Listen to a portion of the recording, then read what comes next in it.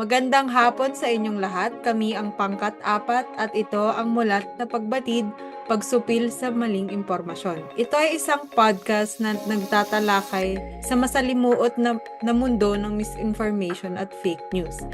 Mula sa kasaysayan ng propaganda hanggang sa epekto ng social media sa ating pananaw, samahan niyo kami sa pagbubunyag ng katotohanan. Nang dahil sa panahon ng kalituhan, ang mulat na pag-iisip ng ang ating pinakamabisang sandata ngayon. Simulan natin sa unang segment, ang kasaysayan ng fake news, propaganda noon at ngayon. Kapag naririnig natin ang salitang balita, di ba akala natin basta impormasyon lang? Pero alam nyo, sa totoo, ang balita ay impormasyon na may mas malalim na papel sa paghubog ng ating pananaw at pag-unawa sa mundo. Ang pinakaugat kung bakit mahalagang pag-usapan ang balita at impormasyon ay dahil ito ang nagdadala ng mga naratibo o kwento, at kadalasan ang mga kwentong ito ay may kasamang agenda sa atin, 'di ba? May mga layunin ito, may nais ipahiwatig o may impluwensya itong maibabatid sa ating lahat. Tapos dito din papasok ang halimbawa, fourth state. Ito ay tumutukoy sa kapangyarihan ng mga institusyon ng media, mga pahayag, radyo, telebisyon, na pwedeng makaapekto sa kalagayan ng ating lipunan. At sila ay may impluwensya din sa mga aspeto ng ating bansa, maging sa political man, ekonomiko, o sa social na aspeto. Ang fenomeno na ito ay tinatawag na democratization of communication, na lahat ito ay may boses. Lahat tayo ay may boses. Lahat ay may kapangyarihan magpahayag ng impormasyon at syempre magbahagi ng sariling kaalaman. So sa isang banda, ito ay isang positibong hakbang dahil may mas bukas at pantay na ang daloy ng impormasyon sa ating lahat. Pero sa kabilang banda ay delikado rin ito dahil kasabay ng kalayaang ito ang pagkalat ng maling impormasyon. Ngayon, sa mundo ng komunikasyon, tatlong mahalagang konsepto ang dapat nating maunawaan. Ito ay ang information, news, at ang propaganda. Ngunit, ano nga ba ang kaibahan ng mga ito? Ang information, ang salitang information ay nagmula sa Latin na informationem, na nangangahulugang outline, concept, or ideya. Ito ay mula rin sa pandiwag na informer, na nangangahulugang to train, instruct, educate, shape, or give form to. Ngayon, ang pangunahing layunin ng impormasyon ay magbigay ng ideya at magbigay ng edukasyon. Ito ay neutral at walang pinapanigan. At layunin nitong magbigay ng tamang kaalaman sa tao. Ang news naman ay nagmula sa Latin na nova, nangangahulugang new things o mga bagong bagay.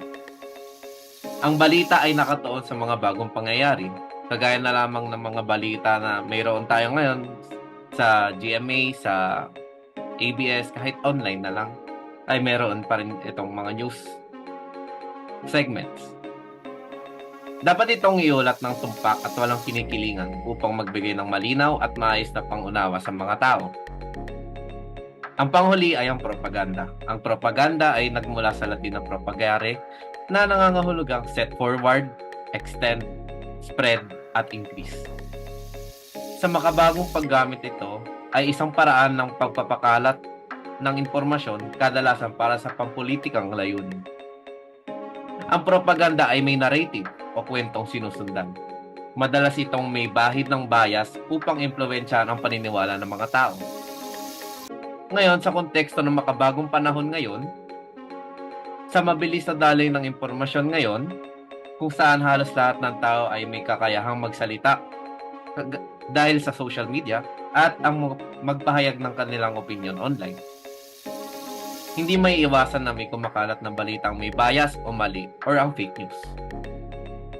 Dahil sa bilis ng impormasyon, mahirap bantayan ang kalidad at katotohanan ng bawat balita. Tulad nga ng sinabi ng isang eksperto, never in human history has communication been so instantaneous and widespread. Dahil dito, mahalagang maging mapanuri tayo sa lahat ng impormasyon ating natatanggap Huwag basta-basta maniniwala, suriin ang pinagmulan, alamin ang layunin at tiyakin ang katotohanan. Ngayon naman na napag-usapan natin ang mga definisyon ng mga propaganda, pag-usapan natin ang halaga ng balita at propaganda sa konteksto ng Pilipinas. So, isa sa mga pinakaunang halimbawa ng kapangyarihan ng propaganda ay noong panahon ng Philippine Revolution. Hindi man literal na armas ang ginamit ng ilang sa ating mga bayani, malakas ang naging epekto ng kanilang mga isinulat. Ang ideya ng pagiging Pilipino at pagmamahal sa bansang Pilipinas ay lumaganap dahil sa tinatawag na propaganda movement noong late 19th century. So dito nagsimula ang pagbubukas ng isipan ng mga Pilipino sa pamamagitan ng mga pahayagan, sanaysay at liham na nagbibigay liwanag sa tunay na kalagayan ng bansa. Sina Rizal del Pilar at iba pa ay gumagamit ng sulat at balita upang pukawin ang damdaming makabayan. Hindi sila nanakot at hindi sila naghasik ng takot at ginamit nila ang salita bilang sandata at doon natin unang naranasan ang kapangyarihan ng malayang impormasyon. Tapos pagdating naman ng mga Amerikano, isa sa mga unang ginawa nila ay kontrolin ang edukasyon at balita. Akala na marami mabait ang mga Amerikano kasi tinuruan tayong mag-Ingles at binigyan tayo ng paaralan. Pero kung isipin mo, isa itong estratehiya upang baguhin ang pananaw ng mga Pilipino. Ginamit nila ang mga sistema ng edukasyon para itanim ang ideya ng manifest destiny, kung saan pinapakita nila sa tagapagdala ng kaunlaran at kabutihan. At sa ganitong paraan, napigil nila ang nasyonalismo at unti-unti nilang nainiba ang pagkakakilanlan ng mga Pilipino. At mula sa pagiging malaya tungo sa pagiging sunod-sunuran sa banyaga. At sunod naman ang pag-usapan natin ng mga People Power Revolution na fast forward tayo sa dekada ng 80, panahon ni Marcos Sr. sa ilalim ng batas militar, kontrolado rin ang media. So isa sa pinakamalakas na dahilan kung bakit nabuo at lumakas ang People Power Revolution ay dahil sa paglaban ng Fourth Estate na sinabi ni Naomi kanina, ang media laban sa diktadura. Nag-umpisang magsalata ang mga mamahayag, mga broadsheet, radyo at maging mga lihim na pahayagan. Dito natin nakita na kapag pinagsama-sama ang boses ng taong bayan, media at katotohanan, may kapangyarihang magpatalsik ng isang diktador. Ang balita ang naging liwanag sa gitna ng dilim at naging kasangkapan ito para mumulat ang taong bayan at para ituwid ang kasaysayan. Ngayon, iba-ibang na ang laban. Hindi na centralized ang balita at hindi na lang ito galing sa dyaryo, TV o radyo. Ngayon, nasa social media na dahil sa sinabi ni Amiel kanina dahil sa teknolohiya, parang sa Facebook, sa Twitter at sa TikTok. At ang impormasyon ngayon ay mas grassroots or galing sa mismong tao, hindi lang sa iisang institusyon. Maganda ito dahil mas malawak na ang access, pero may panganib din dahil kahit sino na pwede ang magpakalat ng maling impormasyon at kaya kailangan natin ng mas malawak na media literacy at mas malalim pa na pag-unawa sa konteksto ng bawat balita. Tama ka dyan. Maraming salamat, JT. Very informative at insightful ang discussion mo tungkol sa balita at propaganda at kung gaano siya kahalaga sa konteksto ng Pilipinas. Ngayon, tumalon naman tayo ulit sa fake news at kung gaano kahalaga ang paggamit ng emosyon bilang kasangkapan sa pagpakalat ng fake news nga. Dahil mas mabilis kumalat ang mga emosyonal na content kaysa sa mga katotohanang balita. So madalas makikita to sa mga may content na political agenda, no? Balikan natin ang EJK noon yung panahon ni dating Pangulo Rodrigo Duterte, no? Ginamit niya ang kasamaan ng droga para makabuelo siya sa mga tao. At ginamit niya ito upang ma-push forward talaga ang war on drugs niya ng nakaraang administrasyon. At kahit naging madugo ang imahe na kumakalat sa news outlet, nabigyan ng takot ang mga publiko. No? Ginamit niya ang kadumihan ng droga, ginawa niya ang narrative na madungis talaga ang Pilipinas at kailangan maging violente para malinis at maging disiplinado ulit ang tao. Isang halimbawa yan ng paggamit ng emosyon ng mga tao, no? Naisasantabi ang pagiging kritikal, nawawala sa tamang pagdesisyon ng mga tao, kaya mas lalo silang na-attract sa idea ni Duterte na kailangan talaga maging violente, no? Fast forward naman tayo sa sorry ngayon sa nakulong na si Duterte ngayon, no? Nasa ICC na siya. So since yun nga, madami siya naging mga followers ng panahon niya, mas lalong ginagawang santo siya ngayon, no? Mas naging tinatawag na hindi tama ang pag-aresto sa kanya dahil tama naman ang ginawa daw ng panahon niya. So ang narrative na nagiging mabuti siya sa marami, mahirap alisin dahil nagagamit ang emosyon ng mga tao. Kaya malaking bagay talaga na pag gumagawa ng content ang mga fake news outlet, kino-consider talaga nila yung ano yung magi-stimulate sa emotions nila para yun nga, mawala sa critical thought nila ang pagiging impartial at nagiging biased tuloy sila. So yun lang naman. Yun nga, tama ka dyan. At kasama dyan sa mga nabanggit nyo, ang kung paano ginagamit nga ang propaganda noon bilang kasangkapan ng gobyerno at media upang maimpluwensyahan ng masa. At ngayon, isa sa mga unang anyo ng propaganda ay makikita sa panahon ng simbahan na merong pinakamalakas na impluwensya sa mga tao, since ang Pilipinas nga ay halos lahat ng populasyon dito ay Katoliko. At noong panahong iyon, kung kailan laganap ang simbahan sa mga tao, nakikita na ipinakalat ng ilang pari sa simbahang Katoliko ang ideya ng indulhensya, na ibig sabihin na pwede raw bayaran ng mga publiko ang simbahan upang mapatawad ang kanilang mga kasalanan at makaiwas sa parusa sa impyerno. At ginagamit ito bilang kasangkapan para takutin ng mga tao na kapag hindi sila nagbigay ng donasyon sa simbahan, mapapahamak ang kanilang kaluluwa. At dahil karamihan noon ay hindi marunong magbasa at magsulat, kumbaga no read, no write, hindi nila malalaman kung totoo nga ba ang hinahatag na impormasyon ng simbahan sa kanila. At sa ganitong paraan, naging malinaw din kung paano ginamit ang pananampalataya at takot bilang armas upang makuha ang suporta at yaman ng masa. Isa itong halimbawa kung paano ang impormasyon ay kumokontrol sa kilos ng mga tao.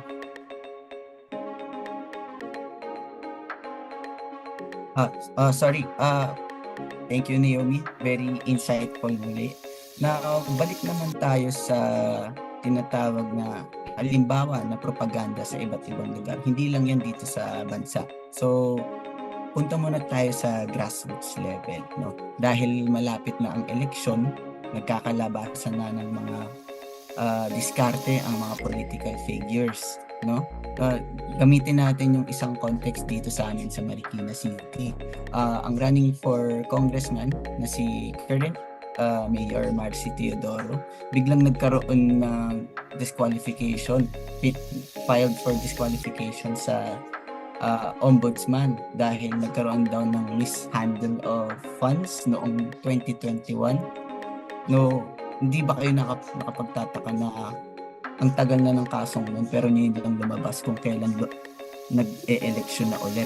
So isa yan sa mga agenda na very evident talaga ngayon, no? Hindi na nahihiyang maglarong madumi ang mga tao, no? So bukod pa dyan, lipat naman tayo sa mga ibang bansa. Sabihin natin sa nung mga nakaraang taon dati na nung nagyera pa ang US tsaka Soviet, ginawa talagang ginawang narrative talaga na mga kakampi ang mga Amerikano at kalaban ang mga USSR.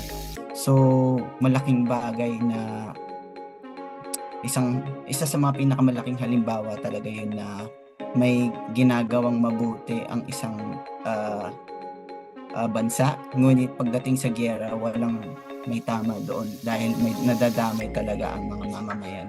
So, moving on naman, pag-usapan naman natin ang pagkakaiba ng tradisyonal na propaganda at modernong misinformation na nangyayari niyan. So, sa pagbabago nga ng propaganda mula sa pagiging kontrolado nito ng Estado at hanggat sa pagiging kontrolado nito ng pampubliko. So, nung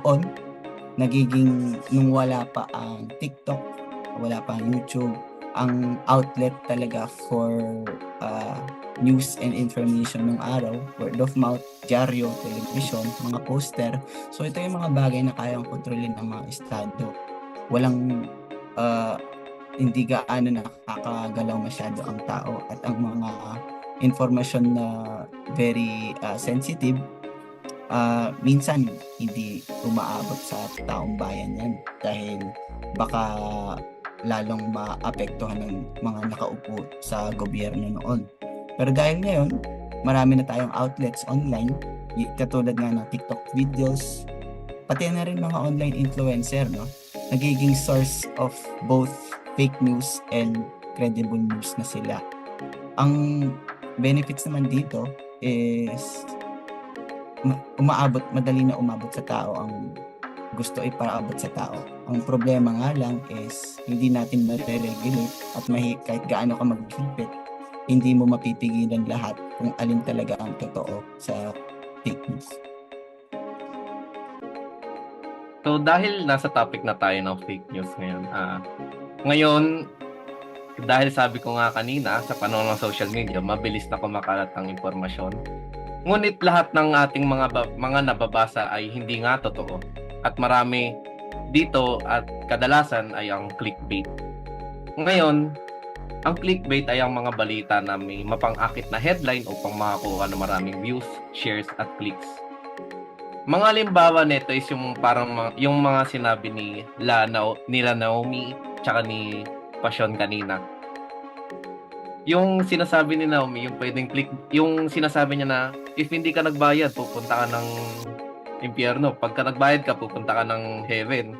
Pwede yan mapunta sa social media. Lalo na sa lalo na sa social media ngayon. Lalo na sa mga lola. Oo, sa mga Facebook lalo. Tsaka sa mga TikTok videos, ganon. Lalo na sa mga YouTubers na mga sinasabi na nating mga influencers. Pwede kasi sila gumawa ng clickbait na yun tapos kumbaga magiging parang scam na siya, magiging bogus or scam na siya, nababayaran nila yung influencer tapos sila yung magbe-benefit dito sa mga nakuha nilang pera sa mga na clickbait or mga biktima ng mga fake news. Ngayon, pag nabasa naman yung mga article na ito or pag napindot na nila mismo yung website na yon, wala naman siyang official na datos o kaya ebidensya na nagpapatunay na totoo yon o kaya luma na yung impormasyon at wala nang kaugnayan yon sa mga kasalukuyang sitwasyon. Ngayon, ang tanong, paano nalilinlang? Gumagamit sila ng matitinding salita para pukawin ang damdamin ng mga mababasa. Ginagamit nila ito para mabiktima ang ating mga readers or yung mga gumagamit ng social media. At ito ay hindi rin binibigyan ng buong konteksto ng impormasyon. Kumbaga, napaka-vague lang ng binibigay nilang information para sa mga mambabasa. Ang disenyo rin ng headline ay ginagawa nilang para maging controversial at pumatok sa social media.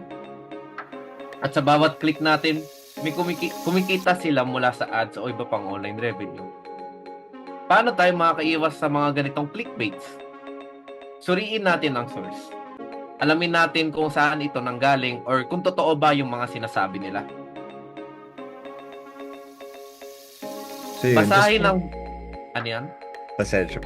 Sige, gulo. Basahin natin ang buong artikulo at hindi lang ang headline. Maging mapanuri, huwag basta magbahagi ng balita kung hindi sigurado sa katotohanan nito. Sa panahon ng mabilisang impormasyon, dapat tayo maging mas maingat. Ang maling balita ay may malawak na epekto. Kaya tungkulin natin tayakin ang katotohanan bago maniwala o magbahagi. Ayun lang naman sa clickbait. Si Justin Thomas may sasabihin yata. Yun, ang sasabihin ko sana ay isa pang uri o dahilan ng fake news, which is yung mababang kalidad ng pamahayag. So, hindi lahat ng balita ay dumadaan sa maayos na pagsusuri bago maliithala. Lalo na sa panahon ngayon na mabilis ang takbo ng impormasyon dahil sa pressure na makalabas agad ng content, maraming media organizations ang napipilitang maglabas ng artikulo kahit hindi pa ito masusing na fact check. At mabilis ang turnover ng balita. Kailangan laging una sa breaking news. Kaya minsan ang kalidad ay nasakripisyo. Ang resulta ay maling impormasyon na umaabot ng napakaraming tao bago pa ito marepaso. Halimbawa, ayon sa isang opinion piece mula sa Philstar at PSN, tuwing eleksyon, halos inaasahan na natin ang pagkalat ng peking balita na paninira ng mga kandidato sa kapwa-kandidato lalo na sa social media. Kapag ganito ang uri ng pamamahayag, nagiging parte ito ng problema sa hilap na solusyon. Hindi lang ito nakakalito, nakakasira ito ng tiwala sa media at sa mga mismong proseso ng demokrasya. Kasi mas prioridad nila ang mauna sa kompetisyon kumpara sa makalabas ng tama at accurate na impormasyon.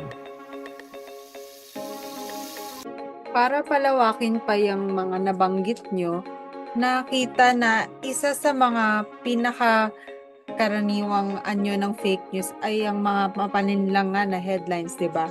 Ginagamit ito para makuha ang mas maraming views o clicks na hindi naman talaga tugma sa nilalaman ng headline. At sa dami ng tao ngayon na nagbabasa ng pamagat sa social media, ay madalas hindi na nila binubuksan o binabasa ang buong artikulo. Kaya madali silang malinlang dito. Isang halimbawa ay yung panahong nakulong si Duterte. Napakaraming fake news, napakaraming hindi pangkaraniwang mga larawan ng nilalatag ng mga taga-suporta niya. At isa nung June 2022 kung saan kumalat ang larawan ng isang buhay na buhaya raw sa Antipolo. Marami ang nagpanik at nag-share agad ng litrato nito, 'di ba? Pero sa totoo lang, it's lang itong edited na larawan. At para ito sa sa show ng GMA na si Lolong yung namatay nga na buhay, yung malaki. So, hindi ito totoong buhaya at lalong hindi ito nakawala. Mula rito, nakikita natin kung gaano talaga mapanlinlang o gaano kadali mauto ang mga Pilipino sa publiko kapag na hindi sila nagve-verify kung tama ba yung tinitignan nila o hindi. Kaya, dapat maging mapanuri talaga tayo at magsilbi tayong halimbawa sa mga taong biktima ng ganito. So, isa ring uri ng fake news ay ang mga imposter content. Bale, ito naman ay mga peke na news websites naman na nagpapanggap bilang legitimate sources. So, dito madami talagang maloloko dahil kung hindi mo talaga sinek ang details ng websites katulad ng RRL, maloloko talaga ang tao. So, ang halimbawa dito ay, kunwari, kung imbes na CNN.com, ginagawa nilang CNN-news.com. So, mga maliliit na detalye na yan ay importante para malaman kung legit ba talaga ang website na ito. So, susunod naman, mga satire at parody. Bali ito ay mga peking balita na nililikha para sa katuwaan. Pero minsan, napagkakamalan ng iba na totoong balita to at madalas ginagamit sa pagbibigay ng opinion tungkol sa mga iba't ibang pamumulitika sa panlipunan. Pero maaari naman itong magbunga ng maling pagkaunawa sa iba. So kahit sabihin natin memes lang siya, hindi mo rin talaga masasabi na yung iba hindi nila ma-distinguish kung totoo o hindi. So kadalasan dito mga mga may edad na, mga hindi na media literate, kumbaga. So, ayun, bantayan nyo rin yung mga lola nyo. So, susunod naman dito ay ang mga deepfakes at artificial intelligence. So, malaking bagay talaga ito dahil kahit ako minsan naluloko ako dito eh. So, bale, ito naman yung mga paggamit ng AI sa paglikha ng balita. Pero, madalas naman ginagamit sa paglikha ng peking balita nga. Halimbawa nga, ito, totoong experience to. Akala ko nagbabalita ng totoong balita si Milky Angko na nangyari na ang 20 pesos per kilo na bigas ni BBM. Pero nung tinignan ko ng maigi, isa siyang AI content talaga. So, kahit ako na bata pa at pinanganak ako sa edad ng digital media, na minsan talaga pag hindi mo tinitignan ng maigi, maloloko ka talaga ng fake news. Kaya mag-ingat-ingat lalo na sa mga nakatatanda na kung ano-ano ang nakikita sa mga feed nila sa Facebook, sa YouTube, dapat maghigpit at dapat mag-ingat. So yun lang naman. Yun nga, paano ba tayo nadadala sa sinabi ni Pasyon?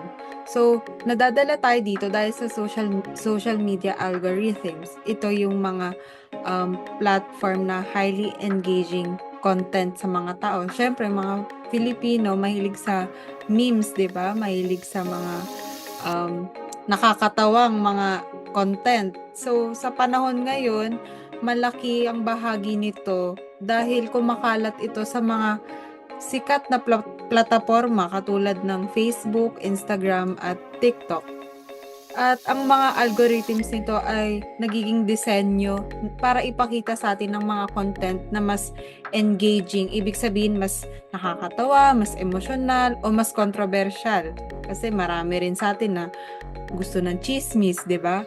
Kaya kahit hindi totoo ang balitang napapakita sa atin, basta marami ang nagre-react, nagko-comment, nag-share, at ipupush pa rin ng sistema para mas maraming taong makakita. At kung sino yung nag-post na yon, dadami ang kanyang kita. Kaya magpapalaganap pa siya ng peking balita. Isang halimbawa ang nagsabing may libreng 10,000 na ayuda sa gobyerno. Kahit wala namang basihan, ay libo-libo pa rin ang nadala dito dahil catchy ang headline at umasa talaga ang mga tao. At bukod pa rito, meron din tinatawag na echo chamber na ibig sabihin ay kung palagi kang sumusubaybay sa mga pro-government na mga pages, ipapakita sa'yo ang plataforma na ang parehong uri ng balita at opinion ay hindi mo nakikita, na hindi ipapakita sa'yo kung ano nga ba yung kabilang side nito. Kaya ang epekto nito, nawawala ang pagkakaroon ng critical thinking ng mga tao at nagkakaroon din tayo ng crab mentality. Naging saradong isip natin sa ibang opinion at paniniwala kasi nga naniniwala yung iba na kung ano yung i-post, yun na yung totoo kasi nakapost siya. Kaya maraming bias sa media at dahil dito, lalong lumalakas ang pagkalat ng misinformation. Mabuti, no? So, isa rin paraan para kumakalat ang fake news ay through messenger app natin. Hindi Telegram, no? Hindi mga iba't iba pang platform, messenger talaga dahil ito ang pinaka ginagamit ng mga tao at mabilis kumalat ang mga fake news content naman dahil mabilis mag-share sa mga group chats, pati sa mga private messages, no? Kaya, usong-uso ito. Balikan natin ang mga matatanda ulit, no? Usong-uso ito sa mga nakatatanda dahil hindi talaga nila na fact check ng maigi ang mga nare-receive nilang content sa messenger. So, isa rin namang paraan paano kumakalat ang mga fake news ay ang mga social media bots at trolls. So, ito yung mga automated accounts na ginagamit para magkalat ng maling impormasyon. So, usong-uso ano yun dahil mag-e-election na. Yung mga tumingin ka sa isang kilala mong political figure na may mga kasong may amoy corruption din, check mo lang yung mga comments sa mga pinopost niya, makikita mo lahat yan na pinupuri ang project o kung ano mang pinopost niya. Kaya maaari ring tawag dito, yung itong mga bots na to, maaari ring magpanggap bilang ibang tao sa social media. Kaya delikado rin na ginagamit ito. At minsan, hindi lang sa pagpuri sa agenda ng isang politiko ito. Dahil inaatake din ng mga bots at trolls ang mga kumakalat ng totoong impormasyon. At dahil dito, nagbubunga ito ng alinlangan niya. So, yun lang naman. So ayun, dagdag ko lang rin pala dito sa may bots at trolls. So dito sa trolls tsaka sa bots, makikita natin kunyari sa Facebook page ng isang politiko. Di ko na lang sasabihin kung sino, pero may isang Facebook page na puro makikita natin mga naka-heart, tapos pinupuri natin, yung mga comments puro pinupuri sa kanya. Thank you so much for this, chu ganon. Tapos biglang pag nakita mo yung pangalan, diba, hindi naman siya real name or any type of name na totoo. Puro sila mga hindi Filipino yung name. Kumbaga ganun. Parang sharing for my personal experience na rin. Parang kasi lagi kami nag-argue about fake news and tungkol nga dito sa mga trolls. Parang tinatanong nila ako, kung masama nga yung ginawa niya or kung wala man siya na ginawa, bakit minamahal pa rin siya ng mga tao sa social media? Bakit dami pa rin nag-heart, madami pa rin nagko-comment? Kasi nga trolls and bots yung mga nagre-react or yung nagko-comment sa social media. So hindi siya totoo. Ngayon, dahil nandito na tayo sa topic na yon, pumunta na tayo sa mga panganib ng fake news. So gaya nga na sinabi namin for the past minute or seconds, mabilis pa rin kumakalat ang impormasyon. Marami ang nabibiktima sa maling paniniwala at desisyon. Ang epekto nito ay hindi lamang personal, kung hindi pati pampubliko. At maaaring humantong sa trahedya. Isa sa mga pangunahing dahilan nito ay ang fake news. Marami ang naniniwala sa impormasyon walang sapat na batayan at dahil dito, nagkakaroon ng kalituhan at kaguluhan sa lipunan. Halimbawa na lamang ng trahedya ng dulot sa peking balita ay netong 2018 sa India na si Muhammad Azam. Siya daw ay brutal na pinatay ng isang galit na pulutong matapos siyang mapagbintangang dumudukot ng mga bata. Ang peking balita na kumalat sa WhatsApp na isang messaging app ay naglalaman ng peking larawan at video na nagdulot ng matinding takot sa komunidad. Kaya nang makita ng mga tao si Azam na nagbibigay ng tsokolate sa mga bata, agad nila siyang inatake. Ngayon, ang example nito ay isa sa mga maling impormasyon na maaaring magdulot sa tunay na karahasan. Isang mensaheng walang batayan ay maaaring mauwi sa buhay o kamatayan. Siguro i-connect na lang rin natin to noong sa EJK ni Duterte. Maraming peking balita na nagsasabi na eto, drug lord yan, drug addict yan, patayin yan. Pero sa katotohanan, wala naman talaga silang tunay na batayan or tunay na totoong datos na sila ay nagtutulak ng droga or isang drug lord talaga. Kaya tayo bilang kabataan at may kaya na spread ang information at kayang makatulong sa pampubliko, kayang makatulong sa publiko, kailangan natin magbigay ng impormasyon na dapat lahat ng ating mga sinasabi or lahat ng news ng ating mga nakikitang news ay dapat suriin ng maayos. Suriin ang source, siguraduhin mula ito sa mapagkakatiwala ang balita at huwag basta-basta maniwala sa mga viral post. Hindi porket maraming shares, maraming reacts, maraming comments, ito ay totoo na. Iwasan rin na magpakalat ng hindi beripikadong impormasyon kagaya nga ng sinabi ko kanina. Ang isang maling pagbabahagi ay maaaring magdulot ng maling epekto, which is sa sinabi ko sa EJK. Dapat i-verify muna natin kung totoo ba na sila ay isang drug pusher or drug addict. Magtanong at mag-research. Lagi rin alamin ang katotohanan bago gumawa ng desisyon. Ang ating opinyon at desisyon ay dapat nakabatay sa katotohanan at hindi sa kasinungalingan. Maging responsable sa pagpapakalat ng impormasyon upang maiwasan ang mga trahedyang tulad ng kay Muhammad Azam at sa EJK. Sa panahon ng digital na impormasyon, ang ating kaalaman at magiging mapanuri ng ating pinakamalakas na sandata laban sa fake news.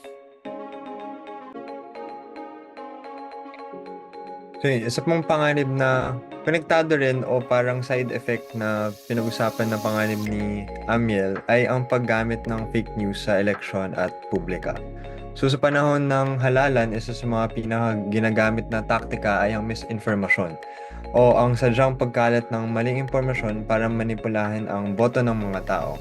So karaniwan na ang mga peking balita tungkol sa mga kandidato mula sa fake endorsements, peking iskandalo o hanggang sa mga edited na larawan at video. At hindi na ito simpleng usapan sa group chat, lalo na yung nabanggit ni Jupas tungkol sa social media bots at trolls. May mga organisadong kampanya talaga na ang layunin ay manipulahin ang opinion ng mga botante gamit ang maling impormasyon. Parang ang nangyari ng isang presidente sa US na ginamit ang fake news at targeted ads sa social media para manalo sa eleksyon. Overall, ang layunin ay sirain ang reputasyon ng kalaban at iligaw ang desisyon ng botante. Ito ay nagreresulta sa mga hindi tapat na eleksyon dahil ang boto ng mga tao ay nakabase sa kasinungalingan, hindi sa katotohanan. Malinaw na kapag ang eleksyon ay naapektuhan ng maling impormasyon, hindi na ito tunay na sa representasyon ng kagustuhan ng mamamayan. At dito pumapasok ang papel ng edukasyon at tamang pag-aanalisa ng impormasyon at upang hindi basta-basta napapaniwala sa mga propaganda. At alam nyo ba na ang panganib din ng fake news ay pwede ring makaapekto sa ating mga kalusugan? Alam nyo na marami sa atin na hindi agad na nagtitiwala sa sa institusyon katulad ng World Health Organization o ang mga doktor na eksperto sa specific field. Dahil sa dami ng maling impormasyon na kumakalat online, dahil dito marami ang nagdududa kung dapat ba sila magpagamot. Example, nung vaccine, sabi nakakamatay daw pag nag-Sinovac ka or that specific vaccine. At madalas nakikita ito sa Facebook at TikTok post na nagsasabi na kunwari itong oil na to, pag pinahid mo to, gagaling na yung specific part ng katawan mo. Kung may sugat ka, pahid ka lang, gagaling agad. Or yung mga whitening products online na affordable naman. Syempre, yung mga, since marami sa atin ay mahirap, mas nagre-resort sila sa ganong lunas, 'di ba? Sa specific na sakit na nararanasan nila. Kaya masasabi na hindi talaga ligtas ang mga nakikita nating impormasyon sa online, lalo na sa pagbebenta ng mga produkto, since marami ngayon ay nagiging online seller na at kadalasan ng mga binibenta nila ay hindi approved ng FDA, 'di ba? At isang halimbawa doon ay yung lola ko, nakita ko na may nakita siya sa TikTok na pag nilagay daw yun sa ulo niya, tutubo daw yung buhok niya ng 3 araw. Muntik niya na i-check out. Tapos sabi ko, huwag ka mag-check out ng ganyan kasi hindi yan totoo. Saan ka makakita tutubo na yung buhok mo ng 3 araw? Kaya yun, kung hindi ko siya napigilan doon, malamang nabili niya na yun. Tapos 150 pesos lang. At makikita natin dito na ang fake news ay hindi lang nakapanilin lang, kundi nakakapinsala rin sa ating buhay at mga kalusugan. Kaya mahalaga talaga na palagi tayo mag-fact check at gabayan ng mga taong walang access sa mga lehitimong impormasyon. Mahusay, no? Grabe, nakakamulat talaga ng mata ang panganib na dala ng fake news. So, paano nga ba natin may iwasan ang mga peking informasyon na nakukuha natin online? So, magbibigay ako ng mga paraan na pagkilala ng peking balita. Unang-una, suriin ang pinagmulan. So, make sure mo lang at siguraduhin na ito ay isang lehitimong news organization. So, sunod naman ay tignan ng petsa. Baka luma na nga ang balita at muling nilabas ng walang konteksto. Lalo na ngayon na ang mga politiko na tumatakbo sa Kongreso, yan, hindi na nahihiya maglabas ng maduming diskarte yan. Sa sunod naman ay basahin ang buong artikulo. Hindi lang dapat headline kasi baka clickbait ito. Kaya i-make sure na i-legit ang contents ng artikulo. Sunod naman ay suriin ang may akda. So, meron bang reputasyon ang sumulat? O baka may bias din siya? Yan din, importante din alamin yan. Sunod naman ay ikumpara sa ibang balita. Kasi kung walang ibang sources, dapat magduda ka na. Kasi dapat consistent yan sa mga ibang sources of information. Lalo na doon sa mga credible sources tulad ng Rappler. Sunod, panatilihin ang critical na pag-iisip. Huwag kang maniniwala basta-basta. At huwag magpadala sa emosyon. Malaking bagay yan. Maging critical. Sunod, suriin ang larawan o video. So baka ito ay edited at ginamit sa maling konteksto or agenda.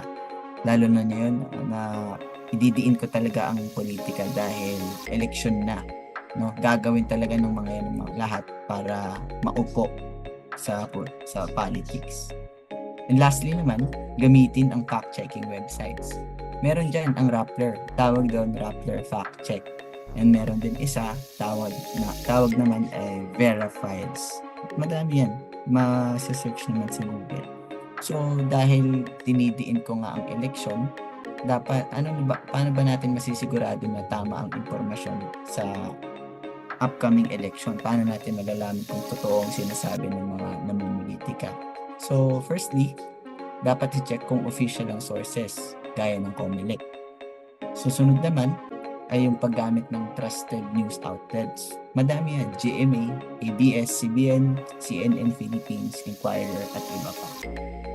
Susunod ay yung pag-verify ng social media posts at viral contents bago ito paniwalaan at ipasa sa iba.